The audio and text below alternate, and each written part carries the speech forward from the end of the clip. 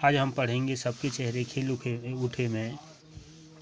हमने यहाँ तक पढ़ लिया है कि काका जी दादाजी सत्य कहते हैं। ठीक है, दादाजी कुछ चीज़ें समझा रहे हैं तो पुलिस वाले मुझे केवल पूछताछ के लिए लेकर गए थे। ठीक है, काका जी दादाजी को आगे बताता है कि जो पुलिस वाले थे वो मुझे सिर्फ पूछताछ के लिए लेकर गए थे और जब भी उन्हें आवश्यकता होगी वे मुझे फिर बुला लेंगे, मैं उनकी सहायता करूंगा। ठीक है, काका जी उस समय आ जाते हैं, दादाजी को बताते हैं कि सिर्फ पूछताछ के लिए मेरे को लेके गए थे। ठीक है, और पुलिस वालों की जब भी आवश्यकता होगी मैं उनको सहायता करूंगा, क्योंकि काका जी कहते हैं अपराधी को दंड दिलाने में उनकी सहायता करना हमारा भी कर्तव्य है। अर्थात अगर अपराधी को हम पकड़ेंगे, ठीक है, जब तक अपराधी को हम सहयोग नहीं करेंगे अपराधी नहीं पकड़ा जाएगा।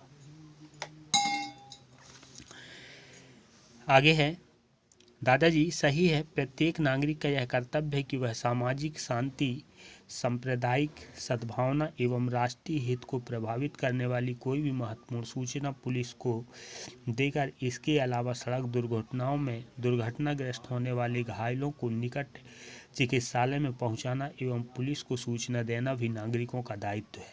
ठीक है, दादाजी कहते हैं सही है, प्रत्येक नागरिक का कर्तव्य है कि वह सामाजिक शांति, सांप्रदायिक सद्भावना एवं राष्ट्रीय हित को प्रभावित करने वाली कोई भी महत्वपूर्ण सूचना पुलिस को देना चाहिए। ये किसका काम है? प्रत्येक नागरिक का काम है। इसके अलावा सड़क दुर्घटनाओं में दुर्घटनाग्रस्त होने पर घायलों को निकट के चिकित्सालय में पहुंचाना एवं पुलिस को सूचना देना भी नागरिकों का दायित्व है। ठीक है, दादाजी बताते हैं कि अगर इस तरह की कोई घटना होता है तो ये प्रत्येक नागरिक का कर्तव्य है कि वो अपने कर्तव्य का पालन करें। सूचना एवं सहयोग देने वाले व्यक्ति को साक्ष्य हेतु पुलिस थाने एवं न्यायालय में बुलाने की कोई आवश्यकता नहीं होती।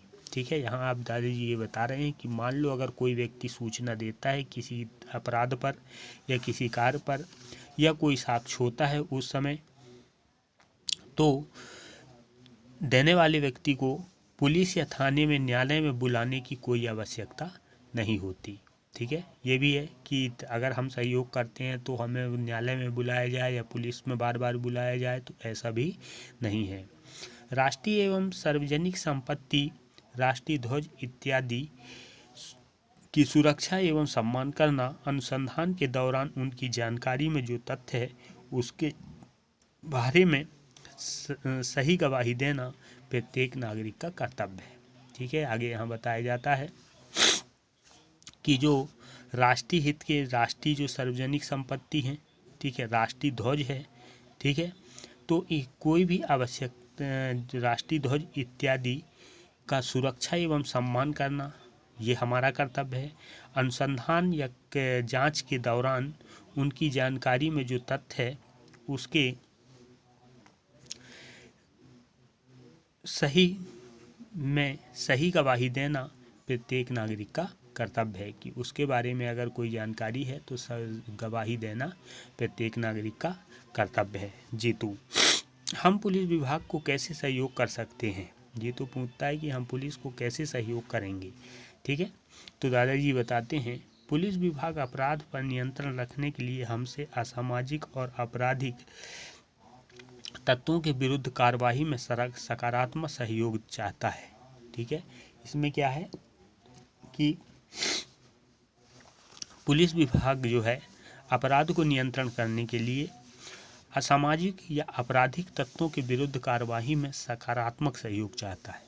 ठीक है, वो हमसे ये चाहता है कि हम उनका सकारात्मक सहयोग करें जिससे अपराधी जो हैं वो क्या हों, वहाँ अपराध ना हो। कानून व्यवस्था बनाए रखने, सूचना का आदान प्रदान करना, कानून और नियमों का स्वेच्छा से पालन करना, कानून में संविधान में आस्था बनाए रखना भी पुलिस विभाग को सहयोग करना ही है। ठीक है, अब यहाँ दादाजी बताते हैं कि हम कैसे सहयोग करेंगे। जीतू के द्वारा पूछा जाता है तो दादाजी बताते हैं कि पुलिस विभाग में जो असामाजिक तत्व हैं, असामाजिक घटनाएं हैं, उसके विरुद्ध सकारात्मक सहयोग देना, ठीक है। फिर जो कानून है, नियम है, उनको स्वेच्छा से पालन करना, कानून में, संविधान में जो आस्था बनाए रखना है, ठीक है, ये भी पुलिस विभाग को सहयोग के समान ही है।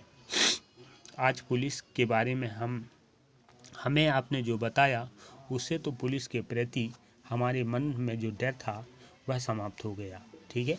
और इसके बाद जीतू कहता है कि अभी तक जो पुलिस के प्रति हमारे मन में भावना थी, वो भावना आज समाप्त हुआ। जो पुलिस का डर था हमारे मन में, वो डर खत्म हो गया और इस तरह सबके चेहरे खिल उठे। ओके।